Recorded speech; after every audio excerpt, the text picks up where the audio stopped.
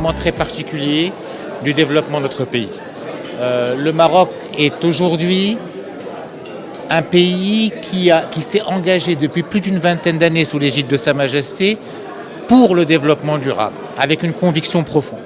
Le Maroc aussi est à l'aube de la mise en place par son principal client, qui est l'Union européenne, qui consomme 65% de nos exportations, d'un mécanisme d'ajustement carbone aux frontières. Et en réalité, c'est une opportunité et une chance.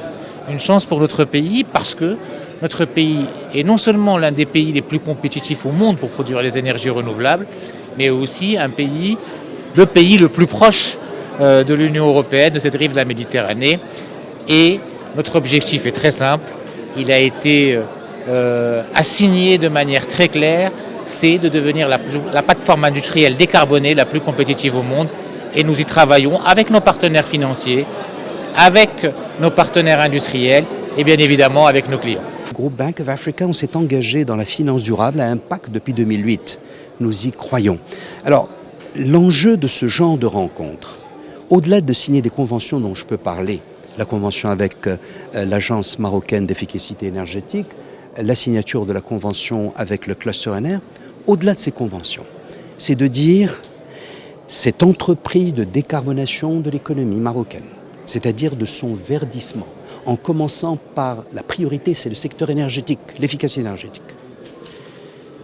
C'est un objectif donc national auquel contribuent pas seulement les autorités publiques, le secteur privé. Comment? D'abord, le secteur financier. Nous sommes la première banque à avoir signé cela. Alors, nous contribuons à mettre en place des lignes qui ne sont pas simplement de l'argent sec ou de l'argent avec des taux préférentiels, non. C'est de l'argent, c'est des fonds, c'est de la subvention, c'est du conseil et de la formation.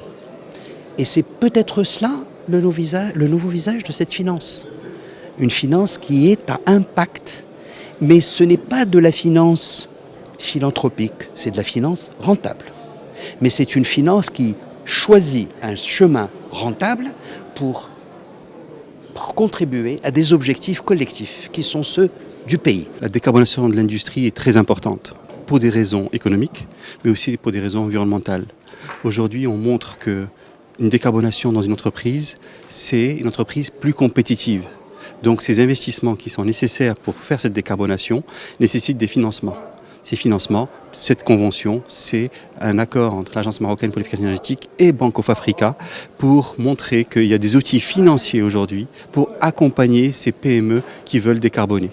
Donc c'est cet accompagnement au niveau technique, au niveau sensibilisation et formation, au niveau financement et parfois même avec des subventions qui sont mis en place. Il y a un guide de la finance verte qui est disponible sur le site web de l'AME, mais vous avez aujourd'hui des outils que la Bank of Africa a présentés aujourd'hui avec toutes les possibilités pour pouvoir pleinement faire ces investissements en toute sérénité pour les PME et nous les encouragerons encore plus dans le contexte actuel, climatique et géopolitique, d'accélérer leurs décisions.